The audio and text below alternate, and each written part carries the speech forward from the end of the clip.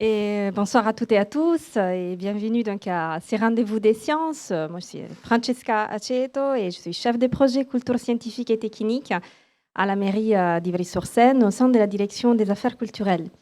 Et ma mission est de coordonner l'ensemble des actions des diffusions de la culture scientifique à la mairie en collaboration avec mes collègues des équipements culturels et des autres directions et services municipaux.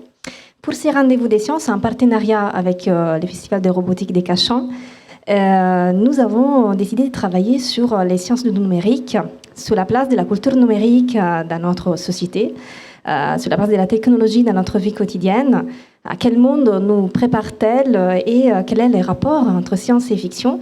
Et ce soir, nous avons vraiment le plaisir d'aborder une question de la plus grande actualité. Qui nous touche toutes et tous dans nos aspects aussi de la vie quotidienne et peut-être de la vie professionnelle aussi. C'est-à-dire l'émergence et le développement des avancées technologiques surprenantes de l'intelligence artificielle générative. Alors on va voir avec nos intervenants de quoi s'agit-il exactement et de leurs impacts, disons, sur les mondes de la création. L'exemple le plus spectaculaire, peut-être, de cette typologie d'intelligence artificielle s'appelle ChatGPT, mais on verra aussi avec Stéphanie Lecam d'autres logiciels d'intelligence artificielle générative permettant aussi de générer donc, des images. Il y a une question qui se pose tout de suite, et c'est pour ça que nous avons choisi ces doubles regards, sciences exactes et sciences humaines et sociales, intelligence artificielle et monde de la création, une question qui touche vraiment notre humanité. C'est-à-dire, quand on parle de création, des créativités, on parle de ce qui nous distingue aussi dans notre individualité d'être humain, disons. La capacité de créer, la capacité d'inventer, de produire effectivement un langage naturel et de produire des œuvres. Alors, on va voir si on peut parler, dans ces cas, d'œuvres littéraires et d'œuvres artistiques. Donc, disons, ma proposition, je ne sais pas si quelqu'un parmi vous a déjà testé, j'imagine, ChatGPT. Ah, peut-être pas tout le monde. Ma proposition, ah oui, quand même. Ma proposition est de les tester un peu ensemble avec quelques exemples qu'on pourra aussi choisir ensemble et après de passer la parole à nos spécialistes avec des exemples significatifs et exemplaires sur les fonctionnements de ces logiciels.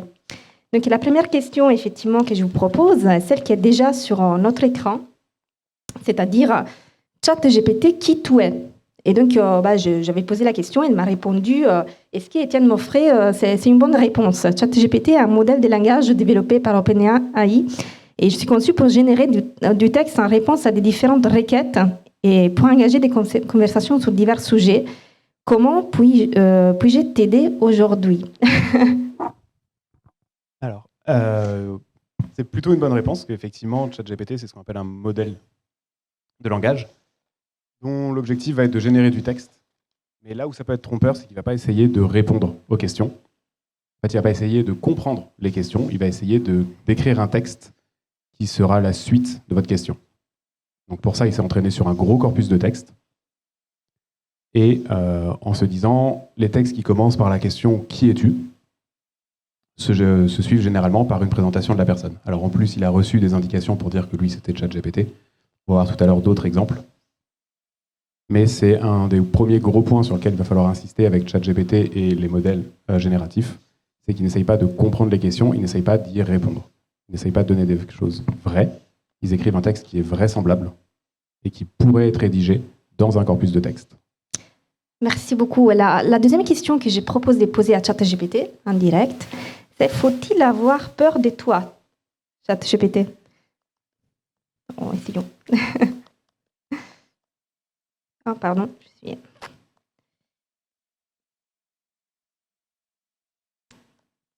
On y arrivera.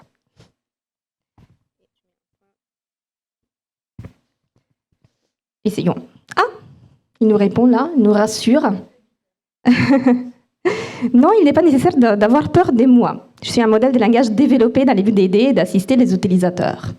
Donc c'est une réponse plutôt rassurante. Mais sachez que, effectivement, vous le savez, vous l'avez entendu un peu partout, la question en réalité inquiète beaucoup des mondes. Énormément des ministres se sont exprimés dernièrement sur l'opportunité d'interdire aussi l'usage de ces types d'intelligence artificielle. Moi, je pense à l'Italie qui a interdit à un moment donné l'usage des chats GPT, mais je pense aussi aux avis qui ont été donnés par des instances, des organismes de la plus grande importance. Alors, par exemple, en France, il existe un comité national pilote d'éthique du numérique que je vous invite à voir sur son site, les avis sur ces types de questionnements. Et la Commission nationale de l'information et des libertés, les CNIL, a annoncé le 23 janvier 2023 la création d'un service d'intelligence artificielle, c'est-à-dire spécialement dédié à l'intelligence artificielle générative. La création du service d'IA répond à des enjeux des sociétés, dit-il, organiser la transparence et la compréhension d'une technologie bien souvent perçue comme une boîte noire. Donc, et pour compléter, après je laisserai la parole à nos invités, en mars 2023, une lettre ouverte a été signée par des milieux de spécialistes, 1300 spécialistes d'IA qui ont attiré l'attention sur cette intelligence générative en disant mais peut-être l'humanité n'est pas encore prête, il faut arrêter 6 mois les études et il faut réfléchir sur les effets sociétaux de ces types d'intelligence. Alors moi, je passerai la parole à Étienne Moffret, mais avant, je voulais, comme j'aime beaucoup travailler avec les habitants d'Ivry, je voudrais demander quand même à ChatGPT de me rédiger une poésie sur les habitants d'Ivry. Donc, je demanderai, peux-tu nous écrire un poème en 5 vers sur les habitants.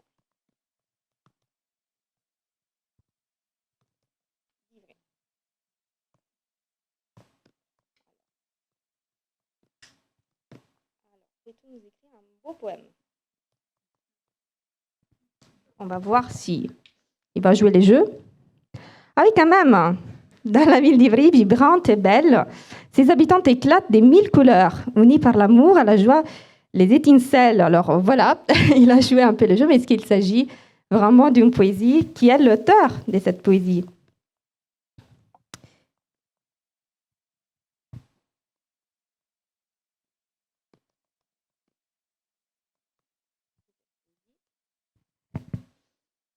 Et là, il nous répond. Il nous répond qu'il est un modèle de langage. Est-ce que Stéphanie Lecam, cette réponse vous semble intéressante de la part de ChatGPT? Il est honnête à ce moment-là.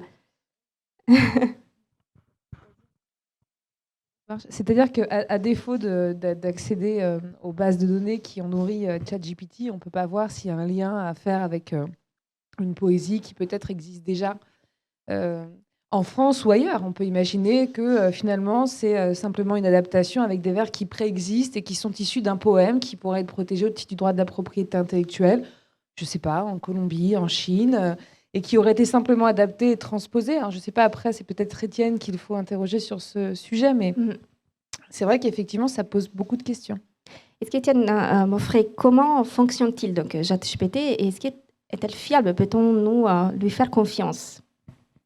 Alors, sur son fonctionnement, je pense que le plus simple pour l'expliquer d'un point de vue conceptuel, c'est très proche de la façon dont fonctionnent les téléphones quand on essaye de rédiger un message. À savoir, vous écrivez un premier mot, il va essayer de trouver le mot d'après. Une fois qu'il a écrit ce deuxième mot, il va essayer de vous proposer le troisième mot. Souvent, c'est une petite barre en haut de clavier.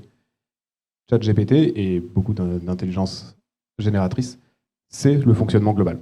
Tout ce qu'ils font, c'est essayer de générer un texte en se basant sur les textes qu'ils connaissent, sur lesquels ils se sont entraînés, et le début du texte. Alors, ce qu'on ne voit pas par rapport à ChatGPT, c'est qu'il y a un petit contexte qui a été donné avant le prompt pour lui dire « tu es ChatGPT, ton rôle c'est de faire ci, c'est de faire ça ». Et donc lui, c'est le début de son historique. Donc il va baser tous ses textes en prenant en compte ce genre d'informations. Donc, à la question « faut-il avoir peur de ChatGPT ?» Non, puisque ChatGPT, comme il le dit lui-même, n'a pas de conscience. Ce n'est pas quelque chose de... Il ne réfléchit pas. Encore une fois, il n'essaye pas de comprendre les informations, ni même de les retenir. Tout ce qu'il fait, c'est générer du texte qui pourrait être un exemple de texte dans une conversation. Parce que il me semble que c'est ce qu'on lui dit au début, à savoir tu es ChatGPT, un bot qui a une conversation avec un humain, tu es bienveillant, tu dois essayer de l'aider. Alors dans les bases de texte sur lesquelles il s'est entraîné, il y a un petit peu de tout. Il y a beaucoup Wikipédia, il y a beaucoup de littérature, il y a beaucoup de textes en français, en anglais, dans toutes les langues qui sont accessibles sur Internet. C'est pour ça qu'on peut voir facilement des ressemblances avec des textes qu'on connaît déjà, en particulier quand tu lui demandes d'écrire des poèmes, encore plus si on lui demande d'écrire des poèmes à la façon d'eux. Sur ça, il est très très bon parce qu'il va aller regarder ce qu'il connaît de ce chanteur en disant je vais écrire un poème de, en complétant avec le nom qui va bien. Mais c'est tout ce qu'il va faire. Encore une fois, il ne sait pas, dans l'absolu, grand-chose. Il ne réfléchit pas là-dessus et surtout, il ne sait pas de comprendre les choses et il n'a pas accès à Internet. ChatGPT 3, en tout cas, n'a pas accès à Internet. C'est quelque chose qui change un petit peu avec ChatGPT 4. Et ce qui veut dire également que ces informations ne sont pas à jour. Il ne va pas chercher à savoir si c'est vrai puisqu'il n'a aucun moyen de le faire. Il n'y a pas de comparatif par rapport à la vie, concrètement. C'est juste un exemple de texte sur lesquels il s'est entraîné. Des textes qui peuvent être vrais ou faux. Et donc, dans le cas de ChatGPT, il y a eu des entraînements, ce qu'on appelle un entraînement supervisé. C'est-à-dire qu'il y a des experts qui sont intervenus pour dire ce genre de réponse est correcte ou ce genre de réponse n'est pas correcte. Il y a également eu beaucoup de sujets, surtout les sujets de désinformation, les biais, les fake news, etc., qui ont été bloqués pour dire attention, ça c'est des sujets sensibles et on ne va pas laisser ChatGPT s'exprimer dessus. Et donc je pense que toute la méfiance autour de ChatGPT, elle vient de deux côtés. Elle vient d'un côté qu'effectivement, il y a eu très peu de communication de la part des experts et des gens qui ont développé les intelligences artificielles pour expliquer correctement ce que c'était, quel était leur rôle et comment ça fonctionnait. Et du coup, il y a cette peur de dire que ça peut remplacer des métiers ou pas, alors que probablement pas. Et il y a également, par contre, ce côté, les gens l'utilisent comme un moteur de recherche, comme des réponses à des questions, ce qui n'est pas du tout le rôle de cet outil-là. Et donc, du coup, c'est pour l'instant ce qu'on voit, les choses dangereuses de ChatGPT, ce sont des mauvaises utilisations de l'outil. On utilise l'outil pour quelque chose pour lequel il n'est pas prévu.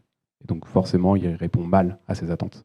Il peut entraîner des petits problèmes quand on l'interroge pour dire est-ce que la réponse à cette question, c'est ceci, cela. Et donc, quel est le rôle pour lequel a été créée l'intelligence artificielle? Donc, dans le cas de ChatGPT particulièrement, c'est vraiment de discuter. Donc, d'être capable de maintenir une discussion et de générer des textes, mais pas dans le but de répondre à des questions avec des valeurs de vérité. Donc, si on lui demande d'écrire des textes, c'est son rôle d'inventer des poésies, d'inventer des choses comme ça. C'est pas son rôle de répondre à la question de quelle est la température là-bas, est-ce que tu peux m'écrire, est-ce que ce code est correct, est-ce que ce genre de choses. Et vous avez une question?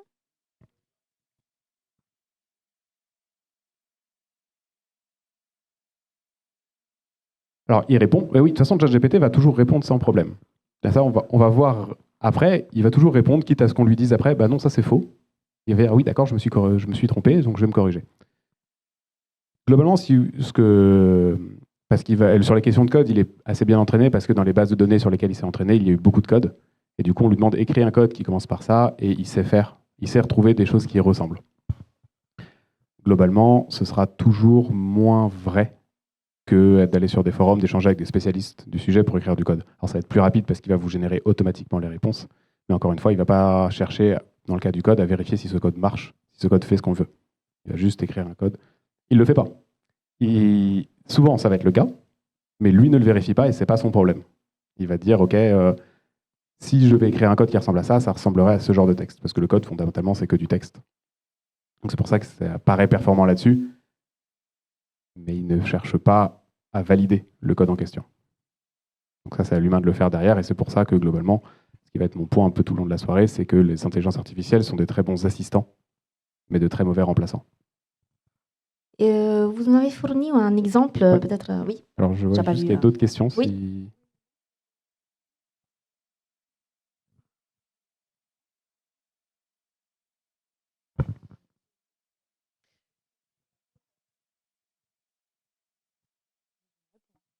Non, moi je pense que ça peut être un outil qui va vous assister pour la rédaction d'un mail. Quand je donne des exemples très concrets d'usages que j'ai pu voir qui sont pas critiques, quoi. C'est par exemple vous aider à faire un mail pour annoncer que vous allez démissionner à votre employeur. Ça, vous le faites très très bien. Vous pouvez lui demander une lettre de motivation. Alors bon, avec des points critiques quand même, parce que vous allez vous retrouver avec une lettre de motivation qui globalement va être rédigée de la même façon pour tout le monde. Enfin, mais effectivement, il peut vous proposer des éléments de texte qui vous inspireront pour réaliser votre propre lettre de motivation. C'est un exemple. Hein. Ouais. Juste pour finir là-dessus, peut-être. Enfin, c'est le rôle. ça va être beaucoup donc de faire des maquettes, des premiers jets. Je pense qu'encore une fois, c'est des très bons assistants pour vous dire si jamais vous devez écrire, alors dans le cas de ChatGPT, un texte, dans le cas de Midjourney ou des images, de donner quelque chose qui pourrait être un premier jet, une première forme, un plan ou quelque chose comme ça. Et après, de développer en tant qu'humain, rajouter un petit peu de sensibilité, de critique, de recul.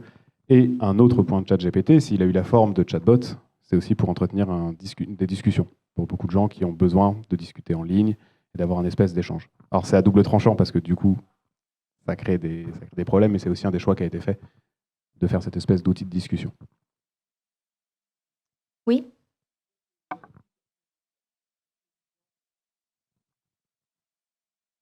Et ça, je suis assez d'accord avec ça parce que surtout que l'intelligence artificielle va à la fois regrouper le terme scientifique de ce qu'on fait dans un labo de recherche et le thème de science-fiction.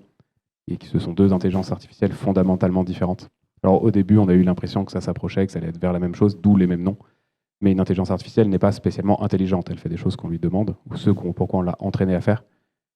On a appelé ça un modèle de raisonnement parce que ça permet d'imager facilement ce que ça fait. Mais encore une fois, on n'a pas du tout de conscience ni de vraie intelligence derrière.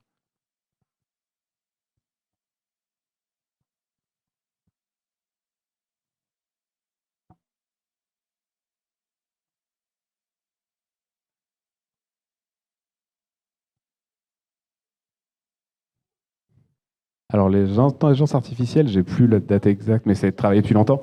ChatGPT et OpenAI, alors ça a explosé il y a un mois, c'est un outil qui est un peu plus vieux en soi. Ça a longtemps été un outil de laboratoire de recherche. Et maintenant qu'il a été performé, il a été mis au public. Oui. En tout cas, ils sont je crois, l'objet d'inquiétude depuis à peu près un an. En tout cas, les IA qui génèrent des images sont vraiment très source d'inquiétude depuis un an. ChatGPT explose là dans l'actualité, on ne parle que de ça depuis, on va dire, 3-4 mois. Mais janvier peut-être. Oui. Peut-être janvier, voilà, oui, c'est ça. Et globalement, depuis que le grand public y a accès et l'utilise facilement. C'est ça. Mais effectivement, et les questions éthiques autour de l'IA, c'est des questions qu'on se pose depuis longtemps. Il y avait aussi sur toutes les voitures autonomes ou d'autres questions qui s'en approchent. Oui, il ne faut pas penser non plus que quand on développe une IA, les équipes autour de l'éthique sont jamais loin dans les labos. Et il y a souvent beaucoup d'échanges qui se font entre les deux. Parce qu'on sait que ça soulève des questions de responsabilité, des problèmes légaux. Et donc souvent, les équipes scientifiques, informatiques vont beaucoup discuter avec les équipes éthiques pour savoir ce qui se fait, ce qui peut être fait et comment on avance les choses. Oui. Il y a d'autres questions pour l'instant? Oui? Monsieur? Moi, je ne vais pas passer les micros parce que je suis bloquée par l'ordinateur. C'est la question d'actualiser des sujets, n'importe quel sujet, comme ça. C'est parce qu'il y a les informations ou la technicité de n'importe quel sujet, que ce soit professionnel ou culturel, ça bouge constamment. C'est-à-dire comment actualiser, comment modifier. C'est-à-dire que et aussi la question de la précision et de la justesse des données. La question de la fiabilité. Donc, faut-il avoir confiance peut-être en ChatGPT? Vous avez fait un exemple aussi très marquant à ces sujets. Il y a une autre question. Après, sinon, on reprend cet exemple. Oui? J'ai remarqué à grand regret qu'on ne peut pas, par exemple, uploader une image et de demander de l'analyser. Alors, uploader, ça va être donner une image à ChatGPT pour qu'il l'analyse et vous dire ce qu'il y a dedans. Oui. Effectivement, ChatGPT 3 n'en est absolument pas capable, puisqu'il a été entraîné en local, donc lui, il a juste son petit modèle. Tout ce qu'il fait, c'est recevoir une question et y répondre. Il me semble que ChatGPT 4 va avoir un outil qui est associé à ça. Je n'ai pas encore bien testé ChatGPT 4. Mais il va falloir se tourner vers d'autres intelligences artificielles et d'autres outils pour faire ça, mais c'est quelque chose qui est possible. Est-ce que de même, on pourrait faire analyser une vidéo? On donne un lien sur Internet d'une vidéo. ChatGPT l'analyse et on fait un résumé, par exemple. On peut demander quel est le résumé de cette vidéo.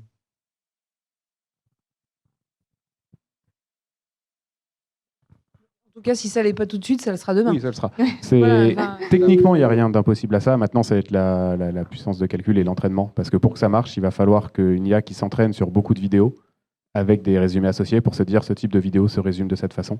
Et donc, quand je reçois une vidéo et que j'arrive à l'analyser, en fonction de cette analyse, je peux générer un résumé.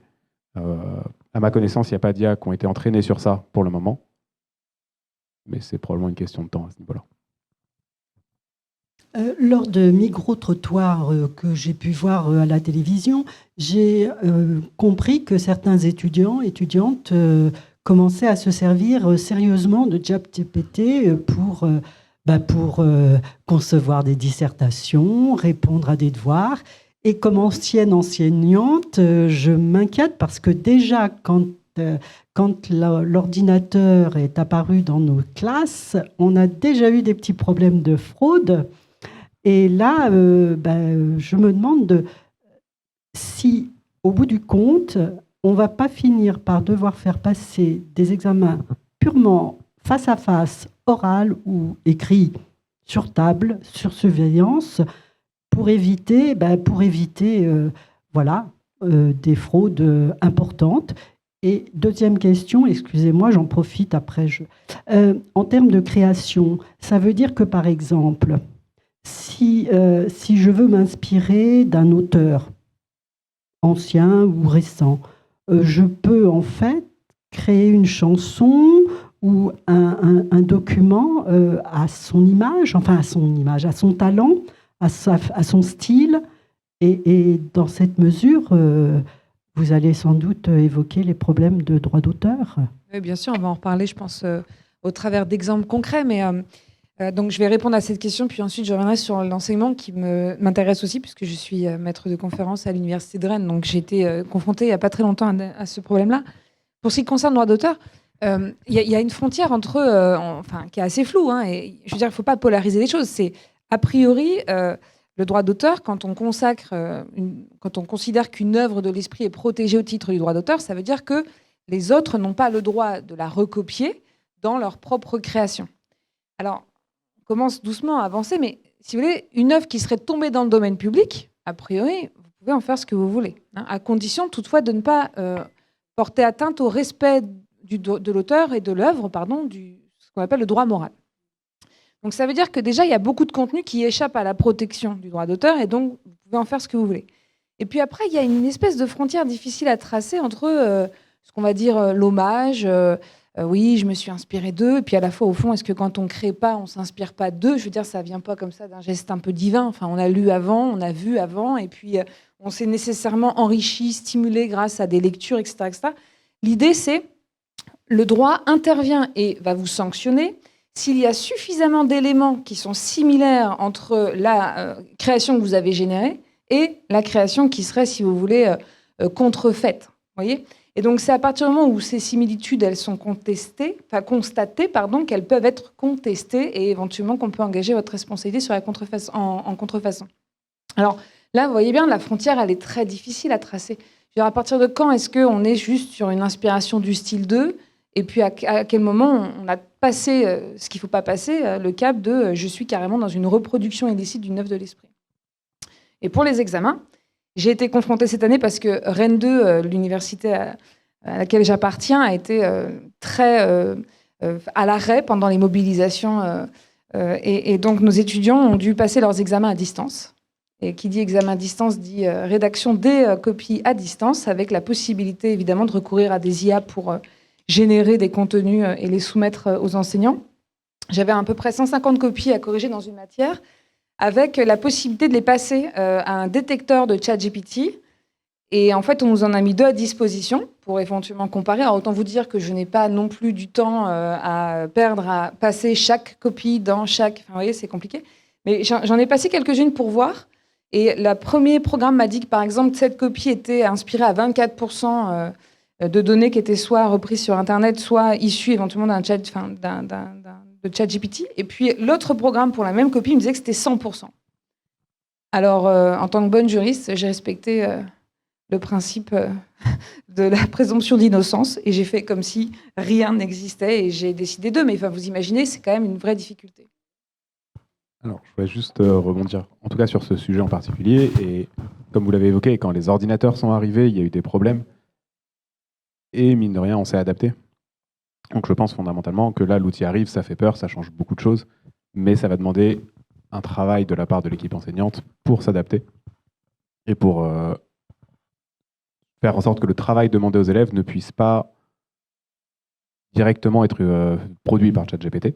Tout comme on ne peut plus demander des simples travaux où une simple recherche Internet va répondre à la question.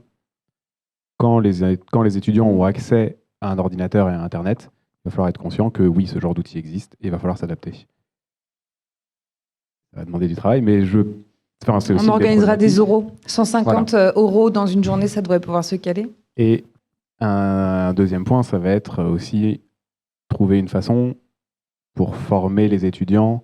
Un des rôles des enseignants va être de former les étudiants à se dire quel type de contenu va produire une IA génératrice et comment analyser ce contenu, comment prendre du recul dessus. On sait que vous allez le faire, globalement, vous y avez accès, c'est vachement plus facile que d'écrire une dissertation.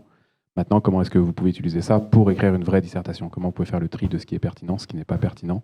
Comment vous pouvez rajouter du style? Comment vous pouvez rajouter votre point de vue dedans? Encore une fois, le rôle de l'IA, ça va être un outil très puissant pour assister et pour aider à commencer des travaux. C'est pas fait du tout pour générer les travaux tels quels qui doivent être rendus tels quels. Et effectivement, il va falloir former les gens, former les jeunes, former les étudiants à comment utiliser ces outils et comment prendre du recul sur ces outils. De la même façon qu'on a dû apprendre à trier le contenu sur Internet, se dire qu'est-ce qui est vrai, qu'est-ce qui est faux sur Internet. Avec les IA, ça va être la même chose, c'est juste encore un peu plus poussé.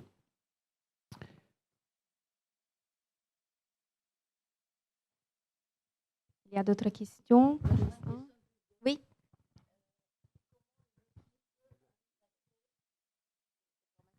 Comment une équipe arrive à créer quelque chose qui peut répondre à toutes les questions du monde? Je dis ça comme ça, c'est un petit peu naïf. Mais comment on peut créer ce type d'outil? Autant je peux comprendre comment on crée un logiciel qui a des règles et qui a des limites, d'accord?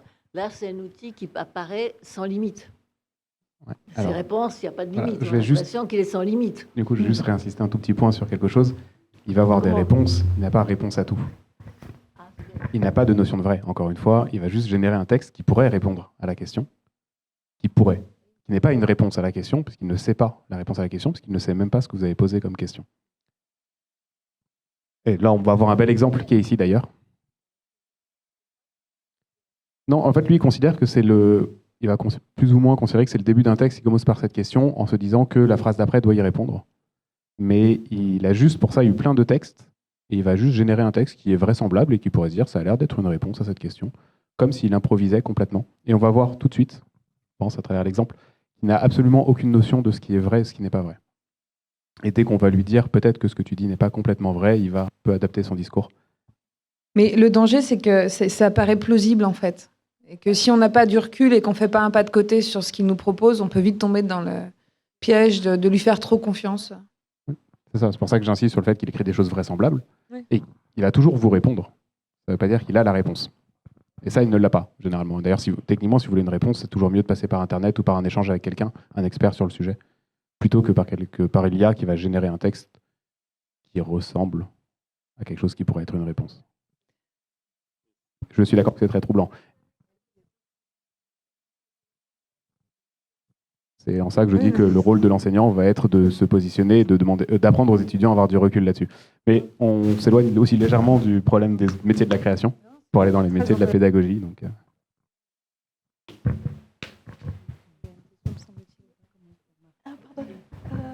Il marche déjà, bonsoir. C'était par rapport aux questions, justement, aux examens. Moi, j'ai été aussi confrontée à ça. Et en fait, j'ai posé ma question à ChatGPT. Et la réponse était très formelle et elle ne faisait pas du tout appel à la réflexion et au raisonnement. Et donc, je me disais que c'était peut-être aussi un biais. En tout cas, moi, ça m'a rassurée.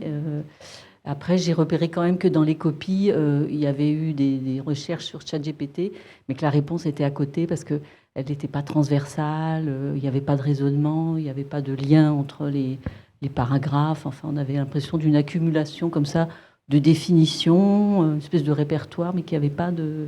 Alors, est-ce que vous confirmez ou est-ce que ça pourrait se passer autrement? Oui, il n'y a pas de... Effectivement, il n'y a pas de... Enfin, dans les textes construits par ChatGPT, il n'y a pas de raisonnement direct, puisqu'encore une fois, il va juste générer ce par à quoi il s'est entraîné. Je sais aussi qu'on, dans les laboratoires de recherche, on est en train de travailler sur des outils pour détecter un texte qui serait développé par une IA. C'est pas encore au point. Ça devrait arriver, on espère, assez tôt. Il y en a des premiers résultats qui sont plutôt encourageants, même si les outils ne sont pas encore parfaitement au point. Mais c'est des questions sur lesquelles on travaille. Et je ne sais plus s'il y avait un autre point dans la question. Oui. On pose souvent la question des intelligences artificielles génératives sous la forme de voilà, ça concurrence les métiers, la création, les métiers de la collaboration, etc. Voilà. On pose moins la question sous le prisme écologique. Combien d'énergie ça dépense pour une recherche? Combien d'énergie ça a coûté pour produire ChatGPT? J'imagine que c'est astronomique. Donc, est-ce que vous avez des éléments de réponse par rapport à ça? Alors, je n'ai pas les éléments de réponse directs. Non, je me suis renseigné. Je sais que j'ai des collègues qui étaient en train de travailler dessus. C'est beaucoup plus dur d'avoir une réponse qu'il ne le semble. Évaluer combien coûte une requête, c'est quelque chose qui est faisable et c'est pas si énorme que ça. C'est de l'ordre de la requête Google. Enfin, toute proportion gardée, c'est de l'ordre de la requête Google, qui n'est pas nulle. Non, une recherche Google, c'est vous envoyer un message sur un serveur distant qui va traiter, qui va éventuellement renvoyer un message derrière. Donc il y a de la consommation énergétique, de la consommation électrique. C'est des dépenses énergétiques non nulles. Et ChatGPT, c'est à peu près pareil. Vous envoyez un message sur un serveur qui va calculer une réponse, vous envoyez cette réponse. Ce qui est très très dur à calculer en revanche, c'est le coût qu'il faut pour entraîner ChatGPT, pour stocker toutes les données sur lesquelles il s'est entraîné, combien de temps on a fait tourner ce modèle pour s'entraîner. Ça, c'est quelque chose qui est très très dur à évaluer. Donc, toi, j'ai une équipe qui travaille dessus, mais les résultats ils commencent à travailler dessus et on s'aperçoit que c'est très compliqué, on ne sait pas ce qu'on doit prendre en compte, toutes les informations ne sont pas publiques.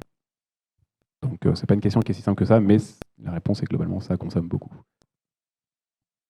Et peut-être pour relativiser, sans vouloir créer un débat, c'est quand on va regarder justement les images qui sont générées par IA, qui ont une empreinte écologique certaine, à côté, et je suis plutôt opposée à ce qu'on recourt aux IA quand elles remplacent les métiers de la création, on y reviendra.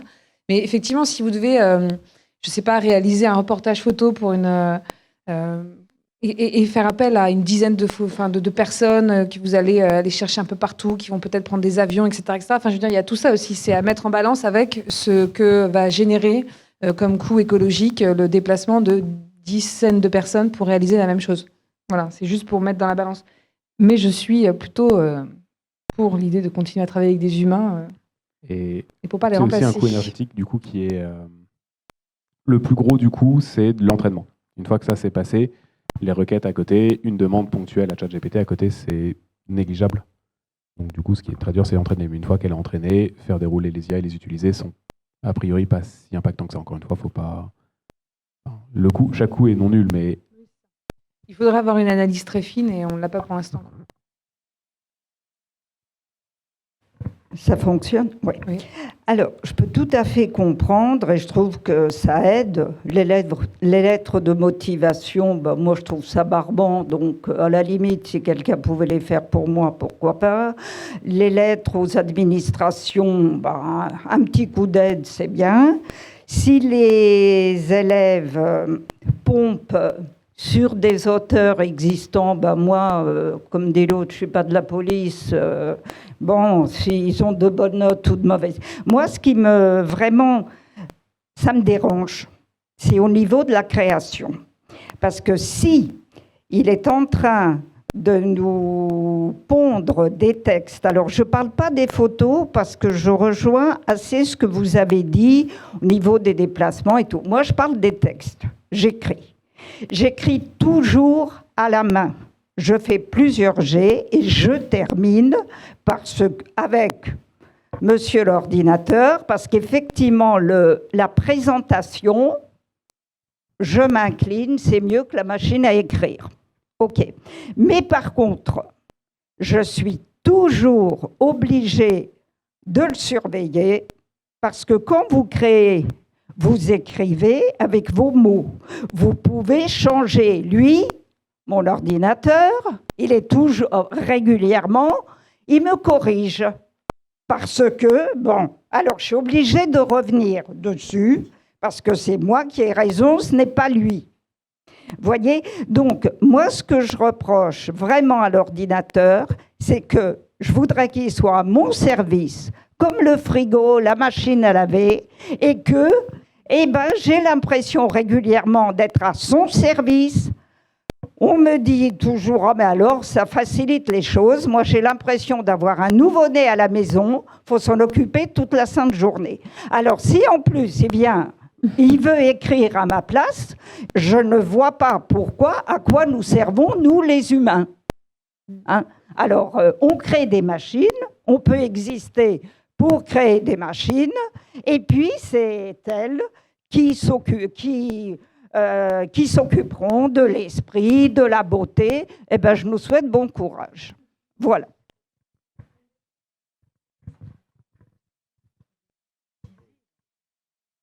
Ouais, alors donc effectivement, il y a des outils qu'on peut désactiver. Et pour répondre aussi directement, les IA n'ont aucune notion de sensibilité, de beauté et de tous ces critères subjectifs qui font qu'on nous sommes humains. Tout ce que fait l'ordi, ça peut être que ce qui va toucher à la logique. Après, parce qu'il y a aussi ceux qui les entraînent et qui sont des humains et qui vont aussi les surentraîner pour qu'à un moment donné, il y ait plus ces biais. Donc ça veut dire qu'ils les identifient. Et pour tout dire, c'est que sur les images qu'on va voir après, il y a quand même eu des choix qui ont été opérés par des humains pour dire ça c'est moche, ça c'est beau, ça c'est moche, ça c'est beau. Donc ça veut dire qu'il y a quand même l'humain qui intervient pour effacer. Et ce qui quand même questionne aussi sur la question du beau et de ce qui est acceptable et ce qui ne l'est pas, quoi. Oui, c'est ça ce qu'on appelle du coup l'entraînement supervisé. Ouais, à chaque réponse, on va lui dire si oui, ça c'est correct, ça c'est pas correct. C'est ça. Mais ça peut être pour des notions de beau, des notions de pas beau. Disons que dans la le fait de superviser, objectivement, parfois c'est acceptable, mais à la fois, on voit bien qu'il y a des éléments qui sont subjectifs qui ne... Alors ça, c'est parce que c'est effectivement la plupart des IA, on va rester, là c'est ChatGPT, c'est un produit de OpenIA qui est une compagnie qui nous propose donc du coup un service avec son point de vue, tout comme quand on achète un ordinateur, c'est un certain design qui est autour. Effectivement, ça reste des produits, ils sont pas neutres. C'est des produits par des compagnies, par des équipes, et donc il y a plus ou moins volontairement les points de vue de cette équipe. On peut tout à fait imaginer des IA qui sont entraînées sur des textes complètement faux, et qui répondent à des choses complètement nouveaux. Vous avez réussi à injecter des connaissances, des innombrables connaissances, à mesure que vous chaviez de nombreux domaines. Comment vous avez pu injecter ces connaissances chez GPT? Le corpus de texte disponible.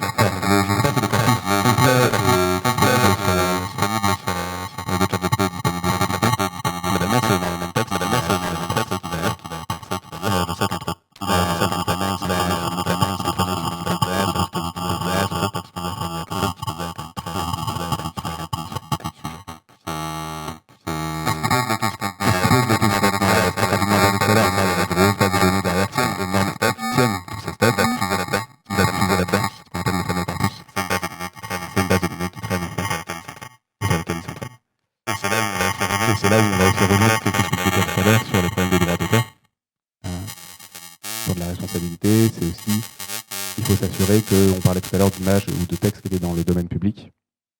Il est aussi de la responsabilité de ceux qui développent et entraînent les IA de ne leur donner que théoriquement, de leur donner que des documents qui sont dans le domaine public, ou qui sont libres de droit en tout cas, pour éviter de reproduire des images ou des textes qui ne seraient pas possibles. Malheureusement, on s'entraîne sur ce qui est sur Internet et on trouve parfois des choses. Et je pense que c'est malheureusement même trop tard, puisqu'on commence à être inquiet aujourd'hui, alors que je crois que tout a été déjà aspiré.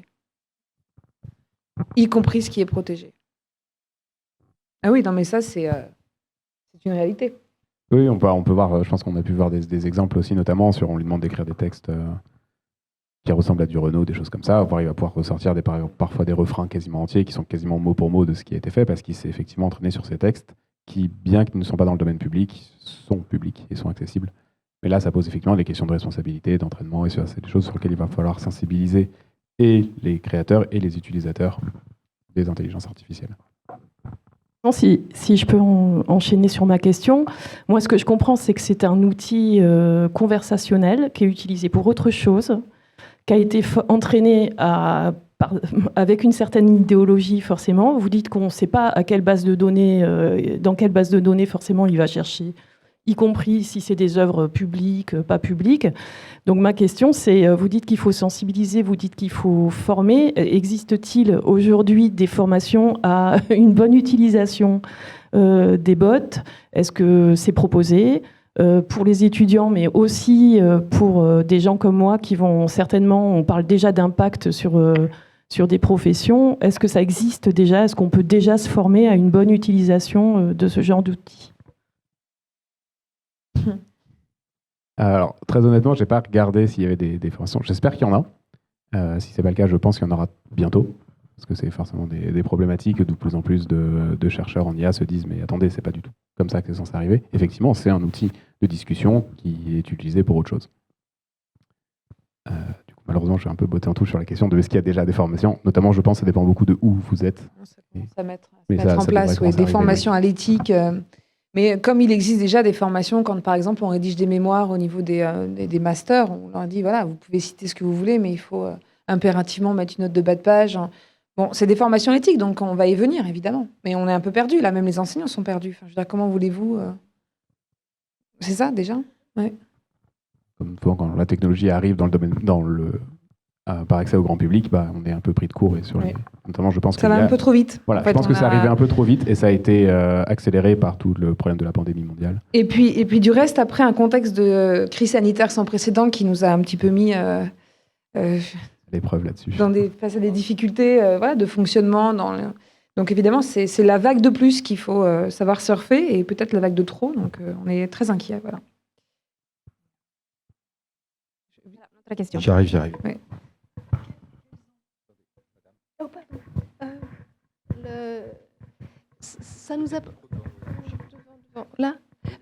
Ça nous apportera probablement des bons outils, mais d'un autre côté, moi je pense à nous, pas à l'intelligence artificielle, c'est-à-dire à nous, à notre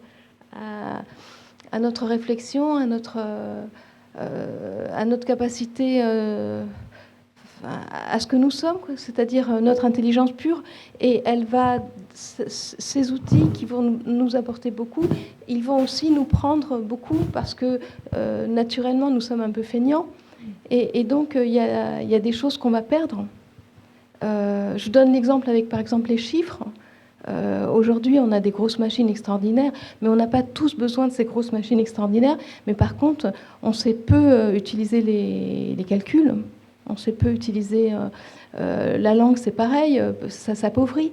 C'est-à-dire qu'ils nous apportent, ce sont des outils qui vont nous apporter beaucoup, mais qui vont nous prendre beaucoup de ce que nous sommes, petit à petit, je pense. Je serais plus nuancé là-dessus. Là, c'est. Notamment pour se dire que, de mon expérience, plus on échange et plus on parle, alors en général avec deux humains, plus l'idée va être aboutie et perfectionnée. Il y a aussi beaucoup de données. On ne pourra pas réfléchir avec autant de profondeur quand on aura énormément de données à étudier. La différence, c'est que nous ne sommes pas une machine. On aura beaucoup d'informations, on a déjà beaucoup d'informations. Si, par contre, ce que j'ai trouvé intéressant dans l'intelligence artificielle, c'est que ça aide à formuler quand même ça aidera quand même sur certains plans à bien formuler des choses. Tout le monde n'a pas la chance d'avoir un environnement très riche culturellement, et ça peut aider beaucoup sur ces sujets-là. Mais à quel prix, voilà, d'un autre côté. Je propose de pointer sur deux exemples. Un exemple qui a été fourni par Étienne Moffret, qui nous repose, disons, la question du vrai, du fraude, du vraisemblable. Et après, de voir avec Madame Lecam une sélection d'images qui nous nous permettront de réfléchir sur la question de la création artistique. Donc, pourquoi cet exemple? Alors, globalement, mon but à travers ce petit exemple, c'était juste de montrer que ChatGPT n'a pas notion de vrai. Il ne sait absolument pas ce qui est, encore une fois, hein, je répète un petit peu, mais il ne sait pas ce qui existe et il ne sait pas ce qui n'existe pas. Il connaît des textes, il s'est entraîné sur des textes, il va s'entraîner à répondre des choses qui ressemblent à des réponses. Donc ici, je lui ai demandé quelque chose de relativement simple, à savoir, est-ce qu'il pouvait me donner un livre jeunesse? Est-ce qu'il pouvait me conseiller un livre jeunesse sur les océans? En disant, voilà, c'est quelque chose que j'aimerais bien. Il me fait, bien sûr, je peux vous recommander un livre jeunesse qui s'appelle La mer de Jean-Côme Noguès et Emmanuel Cerisier. Et il va nous fournir un petit résumé nous disant que c'est un livre magnifiquement illustré, qui explore le monde fascinant des océans, que c'est adapté aux enfants, présentation claire, et que non seulement c'est éducatif, mais en plus c'est un ouvrage qui éveille la curiosité. Donc je me dis, bah, très bien. Et donc, bah, je suis allé chercher, voir si ce livre existait. Et en fait, non, pas du tout. Donc là, j'ai été vérifier rapidement donc, la bibliographie de Jean-Côme Noguès, puisqu'il nous avait fourni les deux auteurs. Et bah, il n'a pas du tout écrit sur un bouquin qui s'appelle La mer. Donc en fait, il s'est juste, encore une fois, il s'est entraîné à répondre à un texte qui était vraisemblable, à savoir, on m'a demandé de donner un livre jeunesse sur l'océan, donc je donne un titre qui est simple, La mer. Je prends un auteur de livre jeunesse, parce qu'il est dans ma base de données livre jeunesse, un illustrateur avec lequel il a peut-être travaillé. Et si je devais avoir un livre qui s'appelle La mer, quel pourrait être son résumé? Je vais imaginer un résumé sur ce truc-là. Donc, voilà. J'ai été un petit peu plus loin parce que je me suis dit, bah, il me dit quelque chose qui n'est pas vrai, donc je vais lui pointer. Du fait. Donc là, je lui dis, est-ce que ce livre existe vraiment? Il me répond, bah, je m'excuse pour la confusion, en tant que modèle ChatGPT. Donc là, il nous précise, dès qu'on lui parle de vérité, de est-ce que je peux te croire, est-ce que je peux faire confiance à tes résultats, ils l'ont entraîné à dire non. Voilà. Il entraîne à dire, je suis un modèle basé sur machin, je n'ai pas de base de données complète, je n'ai pas de base de données à jour. Éventuellement, des fois, il nous dit qu'il n'a pas accès à Internet. Donc, il n'a pas moyen de vérifier si ces informations sont vraies. Par contre, cependant, il existe d'autres livres jeunesse sur les océans qui pourraient vous intéresser. Alors, j'ai pas été vérifié sur les 5 parce que j'ai vite vu le problème. Il y en a un sur les 5 qui existe quand même. Il me semble que c'est Océano, l'album jeunesse doit exister. On a le grand livre des océans de Peter Wohlleben, qui est un cas assez intéressant. Peter Wohlleben est un auteur de livres sur la forêt, pas du tout sur les océans. Mais on est globalement dans le bon domaine. À chaque fois, il nous a donné quand même des auteurs de littérature jeunesse, à l'exception de Claire Laude, qui est quelqu'un qui fait de la création artistique, qui n'a rien à voir avec la littérature. Et là, il va insister pour nous dire que bah, voilà, et ce petit jeu-là peut continuer assez longtemps. Après mes recherches, je lui ai redit, mais est-ce que tu es sûr que ça existe? Parce que je ne trouve pas. Il me répond que non, c'est un modèle ChatGPT, donc je n'ai pas accès à une base de données. Mais ceux-là, si tu veux, ceux-là, ils existent. Et il me redonne une liste de 5 et on peut revérifier, et ils n'existent toujours pas. Oui, mais complètement. C'est mon point depuis le début, à savoir, il n'essaye pas de savoir si ce qu'il répond est vrai. Il n'essaye pas de répondre, il n'a aucune notion de vérité. Il répond des choses probables, des choses qui ressemblent à des réponses, mais qui ne sont pas des réponses.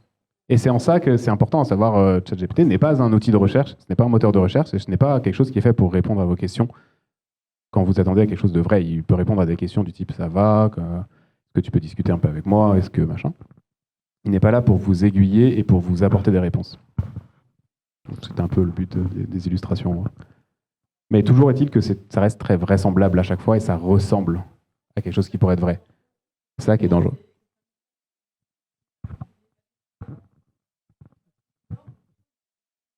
C'est des choses sur lesquelles il faut, effectivement, c'est des points sur lesquels on s'entraîne, sur comment mettre plus en avant le fait que ces réponses ne sont pas vraies. Actuellement, on arrive encore à les piéger parce que si on pose des fois des questions... Selon certaines formulations de questions, il va peut-être des fois botter en touche tout de suite en disant « Attention, je n'ai pas accès à Internet, je ne peux pas répondre à ça. » Ou « Faites attention, c'est une œuvre fictive que j'ai inventée pour répondre à votre question dans le cadre d'une conversation. » C'est des choses qui rajoutent de plus en plus et surtout qui ne se précisaient pas du tout au début. Quand ChatGPT a été publié il y a quelques mois, c'est quelque chose qui ne faisait pas du tout. Et il répondait même parfois carrément des infox sur des sujets assez graves. Et là, il y a eu des mises à jour qui ont été faites pour dire « Ok, précise peut-être un petit peu que ça, c'est pas vrai. » Et c'est un des grands avantages de l'intelligence artificielle, c'est qu'on a quand même la main dessus lorsqu'on la développe, et on peut lui rajouter des biais. Une fois qu'on a identifié un biais, on a des outils, alors c'est pas toujours évident, mais souvent on a les outils pour essayer de corriger ce biais. Et donc là, on peut voir, de plus en plus, il commence à répondre disant que sa réponse n'est pas vraie, donc il faut faire un petit peu attention, mais il ne le fait pas toujours encore. C'est bien un outil supervisé, disons. C'est un entraînement supervisé, et c'est à utiliser avec supervision derrière, c'est sûr. Oui, une autre question. Au micro. Quel est l'outil en ligne qui permet d'utiliser l'intelligence artificielle pour analyser des images actuellement?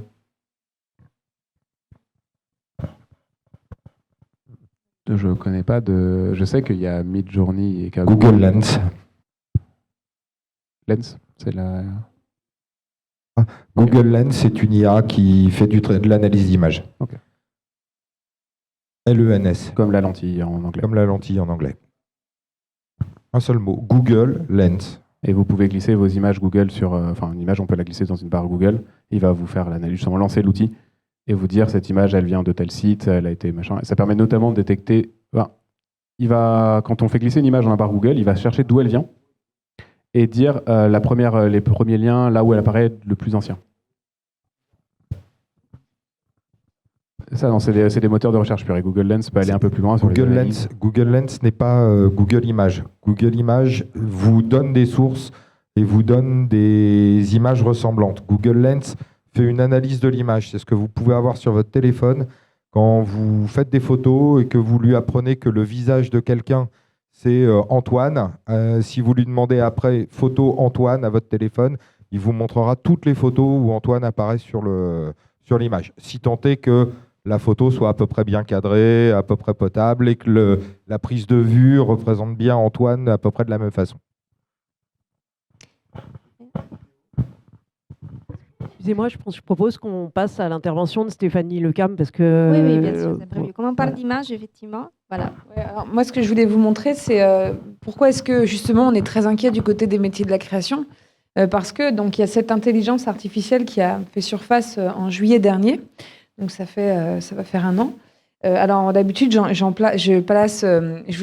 montre les images qu'on pouvait réaliser via d'autres intelligences artificielles qui étaient beaucoup moins compétentes, comme Crayon, où vous aviez vraiment un gros travail. Enfin, en gros, vous n'étiez pas en danger en raison de ces IA. Et là, c'est vraiment Midjourney à qui j'ai demandé de me proposer une image d'une énigmatique guerrière rousse qui ressemblerait à Carla Bruni. Alors, je ne sais pas si vous repérez un petit peu un air de Carla Bruni. En tout cas, je voulais voir si elle avait la possibilité d'aller chercher des images, en tout cas s'inspirer d'images qui clairement impliquent le droit à l'image, justement. Et donc là, c'est un résultat qui est plutôt intéressant. En tout cas, c'est simple au sens où une personne qui n'est pas douée de compétences et d'aptitudes en informatique comme Étienne peut parvenir à réaliser ça en 2 clics. Et donc, avec Midjourney, vous avez des résultats qui, en plus, sont plutôt intéressants. Si vous pouvez passer un tout petit peu... Voilà, parce que vous voyez, là, je vous ai pris un petit échantillon d'images que je trouve plutôt sympathique et qu'on peut réaliser à l'aide de quelques prompts. Donc, c'est le même principe, hein, c'est-à-dire que ces intelligences ont aspiré beaucoup d'images. Et puis ensuite, elles se sont entraînées tout simplement. Alors, bon, Étienne va me corriger si je l'explique mal, parce que, évidemment, je l'explique en tant que juriste. Mais à force d'observer plein d'images de chats, et de voir comment est-ce qu'on compose une image de chat, vous pouvez, par un système inversé, reproduire à quelque chose près une image de chat. Je l'ai fait vraiment version pour... ça va ? OK. Et donc, nécessairement, le prompt... alors, j'aime pas dire le prompt art, parce que ça signifie qu'on est un peu artiste en promptant. Hein, bon. Mais ça peut nous amener à ça. C'est-à-dire que si je lui demande de me faire une Afghan girl... Eh bien, Midjourney va aller chercher, évidemment, à générer une image. Et évidemment qu'elle me pose une question par rapport à ce qu'on disait tout à l'heure sur la contrefaçon, puisque ce que vous voyez sur votre droite, ça fait furieusement penser à cette fameuse image, cette fameuse couverture, si vous vous souvenez, qui était sortie dans les années 80. C'est une couverture, on s'en rappelle parce que ses yeux sont très énigmatiques aussi. Et donc là, on ne peut pas me dire qu'il n'y a pas un doute sur... enfin, en tout cas, il y a une reproduction quasi servile de cette photographie de Steve McCurry. Je ne sais pas comment est-ce que le spécialiste voit ça, mais il y a clairement un doute. Et donc très efficace. Tu veux réagir ou pas? Est-ce que je continue? Tu peux continuer. Enfin, sur le... Oui, non, tu peux continuer. On peut avancer un petit peu. Alors là, donc c'est plutôt une référence. C'est en anglais, mais ça, je pense que ça fera l'objet de traduction et sans doute d'adaptation en France. C'est une étude qui est sortie directement alors, le 23 mars 2023, donc c'est assez récent, qui calcule en quelque sorte le niveau d'automatisation dans les métiers de la création et de voir comment est-ce qu'on pourrait être impacté.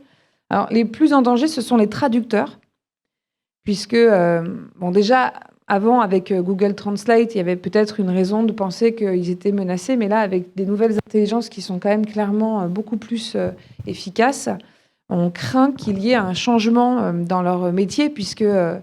alors, ce qui serait génial, c'est d'en parler avec un traducteur directement, mais en tout cas, on voit qu'il y a vraiment une grosse menace chez les traducteurs, puisqu'on pourrait imaginer qu'ils seraient recrutés à l'avenir uniquement pour vérifier si l'intelligence artificielle ne dit pas trop de bêtises ou si elle respecte, je ne sais pas, la singularité de tel ou tel auteur dans sa proposition.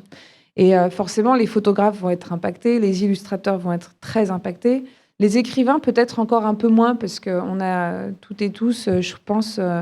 on attend d'un livre qui nous envoie des émotions et ChatGPT n'est pas capable de faire des émotions pour l'instant, mais c'est pas impossible non plus qu'on ait à l'avenir des propositions de scénar qui soient générées par des intelligences artificielles et puis ensuite supervisées par l'humain qui viendrait chercher ça. Alors pour vous donner un petit exemple, moi j'ai fait une comparaison, j'ai demandé à ChatGPT de me raconter une histoire pour mon petit garçon de 6 ans. Et une histoire qui se passerait dans la forêt, un peu classique. Hein. Et il m'a expliqué que c'était l'histoire d'un petit garçon très courageux qui allait comme ça chasser en forêt la sorcière dans sa cabane, donc hyper téléphoné, enfin le truc était sans saveur. Et après, je lui ai demandé de me refaire la même histoire, mais pour une petite fille. Et alors là, c'était totalement différent, puisque la petite fille était douée de pouvoirs magiques parce qu'elle avait rencontré une licorne, et puis il a précisé qu'elle était jolie. Et donc je me suis dit, tiens, c'est curieux parce qu'on est en 2023 et on est... face à des revendications qui sont justes, à ne plus être considérées par ces biais et ces stéréotypes. Et puis ChatGPT nous les renvoie un peu dans le visage. Alors là, c'est pour vous donner un exemple très concret de ce qui génère chez moi une crainte pour les métiers de la création. C'est que vous avez ici des couvertures de livres qui ont été générées par des intelligences artificielles. Alors évidemment, ça a créé beaucoup de polémiques et aujourd'hui, beaucoup de groupes éditoriaux se demandent s'ils vont continuer à faire ça parce qu'il y a vraiment un retour critique qui est tel que, ils se disent ok, peut-être finalement on va pas le faire tout de suite. Mais pour vous dire les choses de façon très pratique, pour un auteur, un illustrateur, générer une couverture d'un livre, ça va lui rapporter à peu près 500 €. Et comme les contrats d'édition en France sont souvent déséquilibrés et ne permettent pas de vivre correctement de son travail d'écriture, eh bien, on compte sur ces activités secondaires pour vivre de son métier de créateur. Alors nécessairement, si on vous ampute de toutes ces rémunérations complémentaires, qui sont en réalité souvent les seules que vous allez toucher sur certains mois, c'est compliqué pour continuer à faire ce métier. Alors la question, vous voyez, c'est voilà. Alors, et puis ça se développe de plus en plus, puisque quand on a compris qu'avec Midjourney, on pouvait faire des images à l'appel pour 20 € par mois d'abonnement, eh bien, nécessairement, tout le monde s'y met, hein, beaucoup dans la presse, y compris pour illustrer des articles qui n'ont rien à voir avec l'intelligence artificielle, parce qu'à la rigueur, moi, je dirais, éthiquement, ça ne me pose pas de problème qu'on recourt à l'IA pour montrer justement ce qu'elle est capable de faire. C'est ce que j'ai plus ou moins fait avec ces slides. Et puis, si on peut juste revenir en arrière, vous voyez, c'est tout bête. Alors, j'ai rien contre l'Isère, hein, mais il se trouve qu'il y a tous les mois des petits magazines culture qu'on voit édités dans nos régions. Et là, en fait, on a préféré recourir à une intelligence artificielle plutôt que de lâcher 200 € à un illustrateur qui nous aurait fait le boulot et qui aurait pu, ajouter ça à la liste de ses activités accessoires.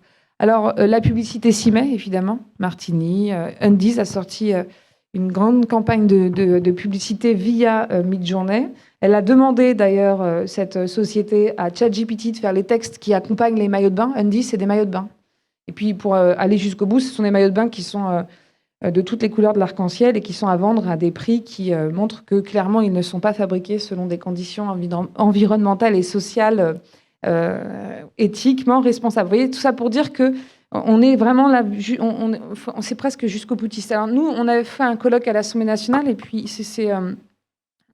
on l'avait fait faire par IA, je passe. Et puis, en dépit de quelques bugs et quelques biais, puisque quand vous demandez à Midjourney de vous mettre un saumon dans une rivière, lui, la première chose qu'il fait, c'est qu'il vous met un pavé de saumon, puis il le met dans la rivière. Donc, il y a toujours des bugs. Mais ça, c'est plus le cas, vraiment, là. C'est un peu drôle, mais en vrai, il a compris, il se réentraîne. Et en revanche, il y a d'autres biais, parce qu'évidemment, si vous demandez de vous donner l'image d'une infirmière, vous mettez juste nurse, qui n'a pas de genre, quand vous les dites en anglais. Et alors forcément, c'est une femme. Et puis si vous lui demandez lawyer, eh bien, c'est forcément un homme.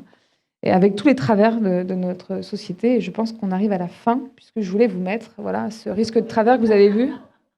Alors depuis, il y en a eu d'autres. Les slides que j'ai faits là sont un peu vieux maintenant, enfin un peu vieux. En fait, ils ont été faits il y a 2 mois, mais c'est déjà trop vieux, parce qu'aujourd'hui, on a mis le pape avec une jolie doudoune et on a par exemple ce parti d'extrême droite allemand qui a décidé de réaliser des images représentant des hordes de migrants pour générer aussi une campagne assez dégueulasse. Donc voilà, on est au début de quelque chose qui... Alors, je vais revenir sur 2 choses là-dessus, du coup. Bien sûr. Surtout les histoires de biais, donc le fait que nurse, ça sort surtout des femmes. Et je ne sais plus quel est l'autre exemple que tu avais mis il y a quelques slides. C'était des slides avant, où globalement, c'était sur les questions de le texte que tu avais généré pour les enfants, l'histoire. En fait, effectivement, le problème, c'est que les intelligences artificielles s'entraînent sur toutes les données que nous, humains, on a produites jusqu'ici. Et il se trouve que nous, humains, on est un petit peu biaisés et on n'a pas toujours fait les choses très bien. Ils recopient nos erreurs. En fait, il s'est entraîné sur nos erreurs et donc forcément, il recopie nos erreurs. Encore une fois, c'est quelque chose qu'on peut essayer de corriger une fois qu'on peut lui pointer du doigt, faire attention, c'est pas parce que c'est fait, mais c'est difficile. Moi, ce qui m'inquiète, c'est que, je prends tout le temps cet exemple-là, mais ça va vous parler évidemment. On a une déclaration qui a été faite à Pékin le 11 avril dernier, où les Chinois, le gouvernement chinois dit en gros, nous, ce qu'on veut, c'est vraiment des IA qui seraient génératifs de contenu et qui seraient quand même respectueuses des valeurs fondamentales du socialisme chinois. Et je me dis, très bien, dans ce cas, faisons ça. Et en France, comme il semblerait qu'on tend vers ça, c'est-à-dire développer nos IA et qu'elles soient a priori respectueuses des valeurs de la République française, je me dis, lesquelles? Parce qu'il y a, semble-t-il, parfois, sans vouloir polariser les choses, des divergences. Tu vois? Oui, c'est ça. Et c'est là aussi, c'est intéressant. Et il faut faire très attention avec quoi on les entraîne. C'est quel biais, comment tu les identifies, quel homme éclairé tu mets à la tête du truc pour te dire non mais finalement ça c'est pas... C'est là où on rejoint le problème de société, que c'est un produit fourni par une équipe et donc avec tous les biais qui vont avec. Et sur un des autres exemples qui sont un peu rigolos, c'est il y a des IA qui ont été entraînées avec notamment tous les textes, des textes littéraires et auxquels on a donné ces IA, les prompts, de dire respecte les lois de la robotique. Pour être sûr, comme ça on lui dit tu ne vas pas menacer les gens qui utilisent... cette IA, tu ne vas pas être menaçante, tu ne vas pas être dangereuse, machin. Le problème, c'est que tous les textes qui utilisent les lois de la robotique, ils se finissent pas très très bien. Ils finissent toujours par un conflit. Donc en fait, en entraînant une IA en disant respecte ceci, il va s'inspirer de tous les textes qu'on lui a fournis où il ne les respectait pas. Et donc elle est entraînée sur les dérives. Donc c'est pour ça, il faut faire attention. On travaille sur ça, il y a des outils qui sont possibles. Mais ça va être vraiment pas à pas où on va essayer d'y aller. Que sont les règles de la robotique? Parce que je pense qu'il y a plein de gens qui savent pas les lois de la robotique, c'est quelque chose qui a été écrit par Isaac Asimov, qui est un auteur de science-fiction, qui sont toutes les lois pour dire qu'est-ce qu'on doit imposer aux intelligences artificielles pour qu'elles ne nuisent pas à l'humanité. Et donc du coup, Asimov étant un auteur de science-fiction, on n'a fait que écrire sur qu'est-ce qui se passe quand ces lois, comment on peut tordre ces lois qui sont tu ne blesseras pas un humain, tu serviras les humains, et je ne sais pas. Et comment les enfreindre et comment trouver les petites zones d'ombre pour dire que c'est pas si clair que ça. Mais c'est juste un exemple pour dire, en s'entraînant sur ces textes et en utilisant ces trucs-là qui sont censés être fondamentalement bons pour l'humanité, en fait, comme elle ne fait que s'entraîner sur des textes où on a vu les dérives, du coup, elle va générer des textes qui ressemblent à ces dérives, ce qui peut être surprenant au début. Et donc ça va rejoindre ça. On peut entraîner les IA, on peut leur dire, essaye de faire attention à tel biais, mais il va falloir faire très attention sur avec quoi on les entraîne pour pas que ça excède. Encore une fois, ça va être beaucoup d'aller-retour entre dire voilà, là on a identifié un biais, on le corrige un petit peu, il y en a un autre qui apparaît, on va le corriger, et ainsi de suite. En gardant à l'esprit qu'une IA ne pourra jamais être complètement objective et universellement bonne, puisque même nous humains, on n'est pas sûr de ce que c'est qu'universellement bon et on n'est pas d'accord sur ces sujets-là. Bien sûr. En tout cas, moi, dans les dernières images, c'est peut-être ça qui me fait le plus peur aujourd'hui. Alors, enfin, parce que on était capable de faire ça avant, hein, avec Photoshop, mais il fallait quand même être doué de compétences certaines, et puis surtout, on ne pouvait pas le faire vite, quoi. Il fallait le générer, je crois. Je ne sais pas combien de temps on mettait pour faire ça. En réalité, j'en ai aucune idée, mais j'imagine pas le truc réalisé en 2 secondes. Alors que là, sur toutes ces intelligences génératives d'images, il y a juste à prompter simplement, voilà, je veux une image du pape en doudoune. Bon, Schlag, il vous en propose 4, et puis vous allez pouvoir les utiliser. Et la phase d'après, c'est la vidéo. Parce que là, pour l'instant, les premières qui nous proposent des contenus ne sont pas encore très opérationnels. Il me semble qu'on est encore loin de ce qu'on peut appeler de l'efficacité. Mais comme on est aux versions bêta et que ça se développe à grand train, je pense qu'en septembre, on a des choses très qualitatives. Alors, le cas des deepfakes, de toutes les images qui ont été faites, c'est un problème qui est antérieur au problème des IA génératrices. Des vidéos de Obama ou de Trump qui tiennent des discours qui n'ont jamais tenu, on en a sur Internet depuis très très longtemps. Pour la plupart des gens, c'est assez long d'inventer une image, de la modifier, de la retoucher, mais il y a des gens qui sont très doués là-dessus et qui n'ont pas besoin d'IA génératrice. Donc là, pour moi, on touche aussi à un autre problème. Alors, c'est toujours le problème de l'IA, c'est que ça rend la chose plus accessible, plus rapide. Mais le problème de la modification et donc du coup est-ce qu'une photo ou une vidéo qu'on voit sur Internet est vraie? C'est quelque chose qui aujourd'hui on répond non, on ne sait pas. Enfin, on ne sait pas. C'est pas si simple. C'est pas parce qu'on voit la photo devant nous que c'est arrivé. Et ça, c'est quelque chose qu'il va falloir comprendre. C'est tout nouveau.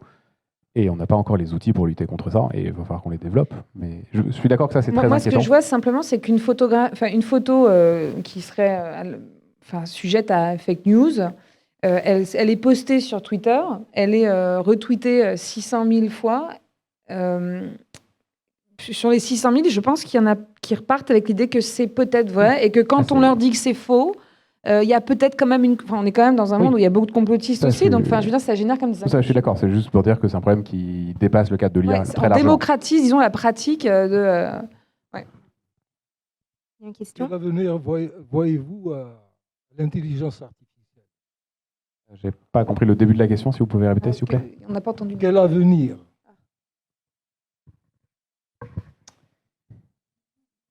Ouais, c'est complètement. Oui, je pense que c'est difficile parce que, vous voyez, il y a un an pile, on aurait été là. Moi, je ne savais pas que ça allait générer autant de bazar. Donc, vous imaginez, dans un an, on se donne rendez-vous dans un an et on voit déjà ce qui se passe. L'avenir. Alors, peut-être que d'un point de vue, du côté du droit, il y a en tout cas des demandes de régulation, de réglementation, de labellisation, notamment pour contrôler les fake news. C'est tout bête, mais déjà de dire ça c'est généré par IA, il faudrait qu'en filigrane il apparaisse systématiquement je sais pas, un logo IA. Ça pourrait nous permettre de faire le tri, mais à la fois on pourrait aussi contourner les mesures qu'on serait en train de mettre. Donc vous voyez, ce serait forcément un cercle vicieux. Donc il faut mieux essayer de tenter quelque chose de plus vertueux. Et moi je crois beaucoup dans la sensibilisation, dans l'information, de dire attention, c'est une image que vous voyez, peut-être c'est une image fausse. Donc l'avenir, elles vont être là, elles vont prendre de plus en plus de place, elles vont remplacer beaucoup de tâches d'illustrateurs, elles vont appauvrir beaucoup d'illustrateurs qui sont déjà très précaires, ça c'est certain, c'est déjà le cas. Donc il va falloir mettre en place des mesures qui protègent l'humain, parce que celui-ci va être... face à des problématiques d'argent, d'emploi, etc., etc. Enfin, c'est tout ça, en fait, dont il est question. Ouais. Après, j'ai envie d'être aussi un petit peu optimiste, dire, oui. Je pense qu'on va réguler les lois, on va trouver... C'est quelque chose qui est nouveau, donc on découvre, on explore, on s'aperçoit ce qui va, ce qui ne va pas. Donc on va mettre en place les lois qui vont permettre de réguler tout ça. Des lois qui vont permettre d'identifier qui est responsable en cas de violation de droit d'auteur, en cas de... Alors, tout à l'heure, on prenait l'exemple aussi des voitures autonomes, en cas d'accident, qui est responsable, d'où ça vient. C'est des choses qui vont arriver. Sur l'enseignement, on va trouver des nouvelles postures, on va trouver des façons à dire aux étudiants de produire des choses, soit en n'utilisant pas l'intelligence artificielle, soit comment détecter les intelligences artificielles. Et je pense que la place de l'IA va avoir probablement une place dans notre société, et sincèrement, je pense que ce sera une place d'assistance qui va permettre d'atteindre des choses qu'on n'était pas capable d'atteindre avant. mais qui ne va pas remplacer des métiers. Encore une fois, je ne pense pas que c'est pas le but. Maintenant, il y aura des dérives dans certains domaines, c'est sûr. Mais je pense que ça va vraiment remplacer certaines tâches. En fait, certaines tâches. Je ne sais pas si tu as vu la nuance, c'est que ça va remplacer pour certaines tâches, sauf que ces tâches aujourd'hui elles conditionnent l'existence professionnelle de beaucoup de personnes. Et s'ils perdent ces tâches-là complémentaires, ils ne pourront plus continuer à faire ce travail parce qu'ils ne pourront plus en vivre suffisamment. Voilà, c'est ça en fait la problématique. Oui, il y aura toujours des auteurs de BD. Voilà, pour reprendre mais ils ne pourront plus, à côté, je pense qu'ils vont être vraiment impactés dans leur... Effectivement, donc c'est là où il va aussi y avoir des régulations sur ce qui est acceptable, ce qui n'est pas acceptable. Et je ne sais pas exactement comment on va faire tout ça, mais il va falloir qu'on s'adapte. Et malheureusement, parce que de ce qu'on voit de l'être humain et de l'expérience... Il y a une question au fond. Ouais. Oui, s'il vous plaît. Je voulais savoir du coup, est-ce qu'il est prévu de développer une intelligence artificielle, mais individuelle, pour contrer ce genre de choses, qui pourrait nous répondre à nous, mais qui ne soit qu'à moi? C'est dans les cartons? Oui. Qu'on lui demande quel est son avenir? Ouais. Il n'est que pour soi. Du coup, il va le savoir que ça, c'est une image, par exemple, qui n'est pas bonne. Parce qu'ils vont communiquer entre eux. Tout sera interconnecté, mais... Alors, c'est pas si simple que ça. On est actuellement techniquement pas complètement capable aujourd'hui d'identifier si une image a été générée par une IA ou pas. Encore une fois, on essaye, on progresse, mais c'est pas encore complètement le cas. Donc, si j'ai ma petite IA personnalisée et que je lui donne une image, actuellement, c'est ressemble aux outils dont tu parlais tout à l'heure pour les copies, ils sont pas complètement capables de dire oui, ils sont pas encore fiables sur le dire c'est l'un ou c'est l'autre. Et partir du principe que tout va pouvoir communiquer, c'est bien si on arrive à mettre en place des normes. Il peut prendre du temps. Et je ne sais pas si l'IA personnalisée va permettre de complètement lutter contre la place de l'IA. Pas le droit peut-être. Par contre, c'est sûr qu'on aura des outils pour détecter ce qui a été généré. Ça va probablement être un jeu du chat et de la souris, de savoir j'arrive à détecter, donc les autres s'adaptent, donc on va se réadapter. Mais c'est à peu près sûr qu'on va avoir des outils pour détecter ce qui a été généré par une IA et s'adapter en fonction. L'accepter, le pas accepter dans certains contextes.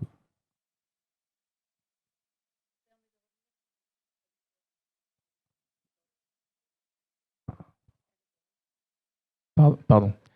Tout d'abord, bonsoir. Donc, ma question, elle est assez simple. Donc, moi, je souhaitais savoir si, selon vous, expert, est-ce qu'il y a plus d'opportunités avec la naissance des intelligences artificielles? Est-ce qu'il y a plus d'opportunités que de risques? Je vais apporter quelques précisions et quelques détails à ma question. Aujourd'hui, on décèle parfaitement le risque que ça crée sur pas mal de métiers, notamment, voilà, on a parlé du métier de traducteur et bien d'autres. Est-ce que vous arrivez d'ores et déjà à déceler des nouvelles opportunités d'emploi au-delà de simples entraîneurs d'intelligence artificielle ou ingénieurs en intelligence artificielle, parce que tout le monde ne pourra pas devenir ingénieur en intelligence artificielle? Voilà ma question. Alors là, on va sortir un peu de mon domaine de compétences. Imaginez des nouveaux métiers qui seraient entièrement basés sur ce que l'IA produit. Là, comme ça, je n'ai pas spécialement de choses. Par contre, je pense fondamentalement que tous les métiers certains types de métiers de production vont pouvoir aller beaucoup plus loin. Dans le cas on parlait d'analyse d'images. Donc toutes les analyses d'images permettent de beaucoup mieux analyser tout ce qui va être les radios en médecine ou des choses comme ça, d'aller beaucoup plus vite.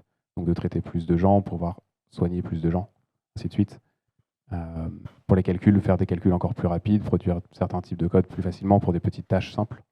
Donc je pense qu'il y a plein de petites étapes où ça va être un assistant tellement puissant que beaucoup de métiers pourront être faits de manière plus performante et plus efficace.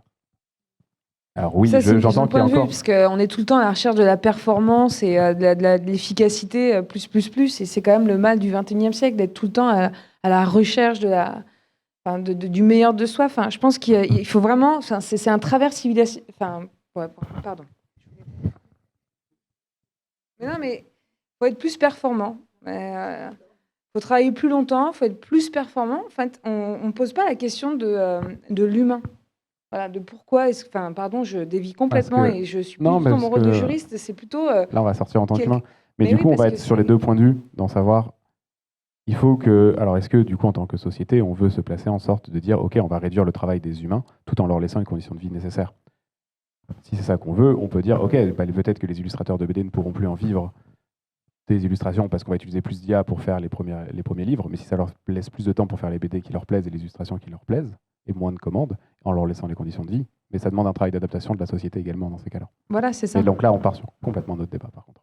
Et puis d'ailleurs, moi, je ne suis pas du tout experte. C'est vrai Moi non plus, qu'effectivement, hein, sur ça. beaucoup nous disent peut-être la solution, il faut revenir à cette idée de revenu universel. Enfin, vous voyez, c'est comme si. Enfin, moi, après, là, je ne suis pas du tout experte, donc j'aurais peut-être des solutions, mais j'aurais l'impression que ce serait des sparadraps sur des jambes de bois, donc je me tais. Mais en tout cas, c'est vrai qu'on entend souvent mais rassurez-vous, vous serez beaucoup plus efficace et plus performant.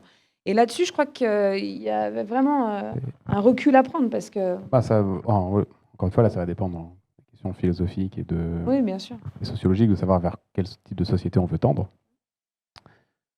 Si on veut produire plus et être plus efficace, les IA peuvent nous assister sur ça. Si on veut faire moins de travail et produire autant, on peut en fait juste produire autant et en travaillant moins tout en étant assisté par les IA. C'est quelque chose qui est aussi possible, mais ça demande tout en adaptation de. C'est ça. toute la Moi, vie en société. je parais peut-être technophobe, mais je ne le suis pas du tout, et je suis pas non plus technophile. Enfin, en vrai, je regarde les choses et je les vois avancer. Dans le domaine médical, il y a des apports qui sont évidents, parce que dans la tête d'un médecin, il se passe la même chose que dans la tête de tous les humains. C'est que le diagnostic n'est pas forcément repérable. On peut imaginer des surcharges mentales qui font que les choses évidentes sont plus détectables. L'intelligence artificielle peut être un vrai outil qui va l'assister. J'en suis convaincue. On parle aussi des effets bénéfiques dans le domaine de l'agriculture, où elle pourrait nous apprendre à plutôt nous guider dans des choix d'arrosage, etc., ce qui fait qu'on pourrait générer de vraies économies en matière d'eau, ce qui est quand même important à la veille d'une crise de l'eau. Enfin, donc, très bien. Mais il faut aussi penser que ces révolutions, si elles ne sont pas associées à des vrais dispositifs de soutien, il y a encore une grosse partie de nos populations qui vont être mises à l'écart. Et enfin, moi, en tant qu'humain, ça me questionne vraiment. Je pense que là, ça va trop vite. Ça fait 1 an qu'on voit plein d'évolutions. Et là, on se dit oui, mais on va réguler. Oui, mais on va encadrer. Oui, mais il ne se passe rien. Et moi, Oui. Après, je suis désolée, Étienne, parce qu'en fait, tu n'es pas responsable des IA non plus, mais on te regarde là. Qu'est-ce que tu vas faire pour changer le monde?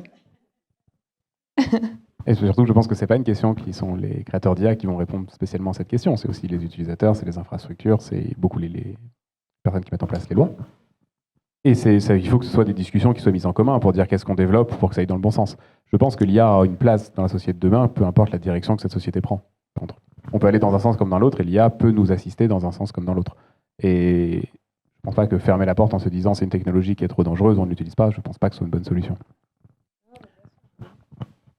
Peut-être il y a une dernière question sur la traduction ou... Attendez juste le micro, s'il vous plaît.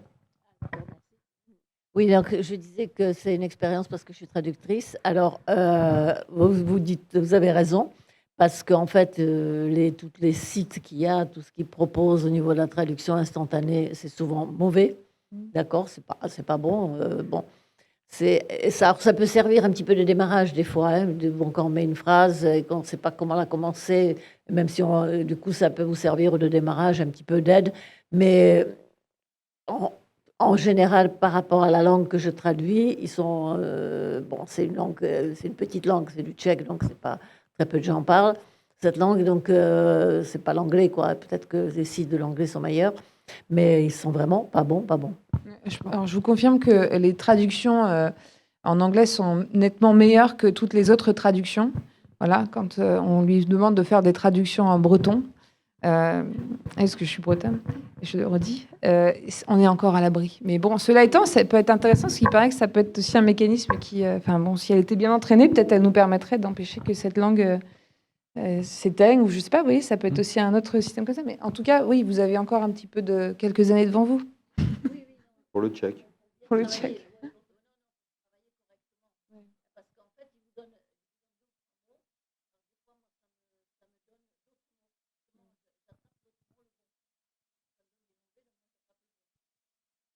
Ah, c'est ça. Après, je pense qu'il y a aussi plusieurs niveaux de traduction, c'est-à-dire qu'une traduction très technique sur... peut-être que là, on se contentera de l'IA, et puis en revanche, la traduction d'ouvrages de littérature, là, pour le coup, on sera aussi obligé de se dire, bah non, c'est pas suffisant, quoi. Parce que, Mais même les trucs juridiques, je vous confirme. Ouais. notamment, parce que la linguistique, les langues sont très difficiles Ouais. Non, c'est à vrai. analyser et à rendre, trouver la logique qu'il y a derrière une langue, c'est quelque chose qui est très difficile. Dans une seule et même langue, il peut y avoir beaucoup de tournures de phrases. Le verbe peut être souvent dans différentes positions. Et passer d'une langue à une autre, ça change tout. Donc retrouver le style et l'âme qu'il y a derrière, c'est difficile. Ouais, il me reste que vous remercier vraiment pour ces débats et vous remercier aussi pour votre participation. Alors, nous avons bien vu que c'était une question très, très controversée qui fait débat et qui nous interroge vraiment sur notre humanité, sur le rapport entre homme et machine. Vous avez évoqué les règles de la robotique et Asimov. Et donc, on vous invite les 14 juin prochain, mercredi prochain, au cinéma municipal de Luxy, pour un film documentaire sur Asimov, les pères des robots. Et donc, c'est à cette occasion qu'on reprendra donc, les fils de ces parcours passionnants autour du rapport homme-machine. Un grand merci encore à nos intervenants et à votre participation.